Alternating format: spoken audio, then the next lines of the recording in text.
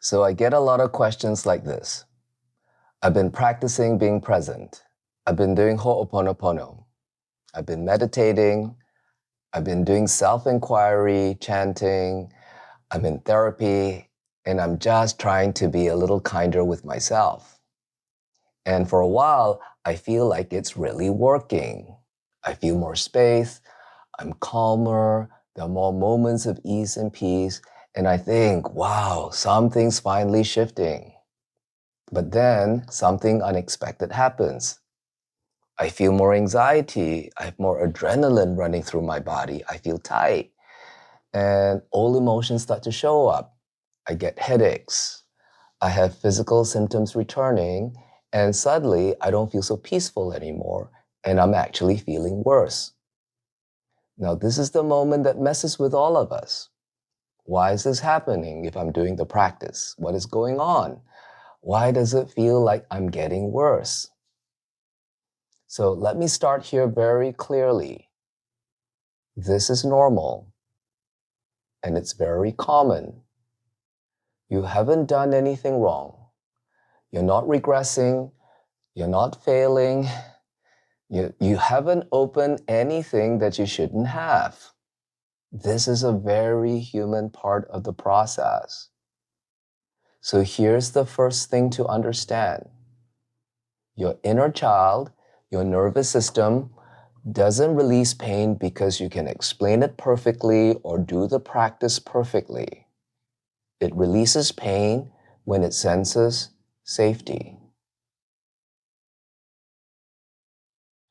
When your system starts to soften, even by just a little bit, what was being held down by tension is now allowed to come to the surface. It's not because you caused it. It's not because you did anything wrong, but because there's finally enough space for it to come into your presence to be felt. Awareness doesn't create pain. It reveals what was already shaping your life quietly in the background. You have sediment in a glass at the bottom. So you pour clean water into the glass. At first, the water looks really cloudy, really murky, and it can look worse than it did before. But nothing new was added. So you keep pouring in clean water. And very soon, the sediment gets washed out of the glass until all that remains is clear, clean water. So in the same way, when attention and gentleness enter your life, you do not create new wounds. You begin to see what was already there. So if things feel like they're getting worse, what's actually happening is that the parts of you that were once hiding are now being included. That's the first thing that's happening. Now, the second thing is much more subtle, but it's just as human. For many of us, peace feels unfamiliar. Because if you spend years bracing, anticipating loss, you're living in fear, ease can feel quite strange in your body. So your mind jumps in again. This is not going to last. Something bad must be coming.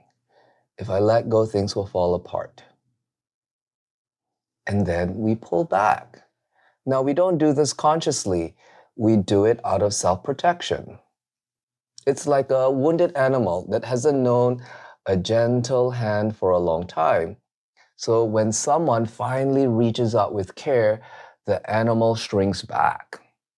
And it's not because the hand itself is dangerous, but because the animal associates the connection and the love with pain. Now, that recoil, that shrinking, isn't sabotage. It's intelligence. It's your body trying to stay safe. So the natural response here isn't to force trust. It's not to push through the fear. It's to stay gentle, to move slowly, to let the safety be felt, one moment at a time. This part of you kept you alive. You don't have to shame it. It's just like in yoga. You don't force yourself into a posture. You allow yourself to move into it. You let yourself taste peace, and you don't have to demand that it stays forever. So when the fear shows up, what if this goes away? You include that too. Because often, what interrupts the experience isn't the emotion or the sensation itself. It's the fear about the sensation. And here's one more thing that's important to see. When fear shows up, most of us meet fear with fear. And when pain shows up, we meet pain with pain. We start to brace, we analyze, we manage, we try to eliminate it. And all of that makes sense. That's how we learn to survive. But something becomes clear as awareness grows. Resistance isn't love. Resistance is how we keep love at a distance. And it's not because we are doing something wrong, but because unfamiliar safety can feel threatening. So seeing this isn't about stopping the resistance. It's about noticing how you're relating. And that noticing alone is what changes the relationship. And this is why Ho'oponopono isn't a technique. It's a relationship. The 4 phrases aren't meant to make the feelings disappear. They change how you're with what's here. So I'm sorry. You acknowledging what's present. Please forgive me. Now that softens the inner struggle. Thank you. That's reconciliation. I love you. That's the willingness to stay. Not to fix, not to improve, but to meet what's arising.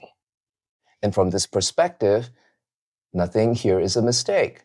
What's surfacing is surfacing to be met, to be included, to be held. And when the situation is seen clearly, the next choice doesn't require any effort. It becomes obvious.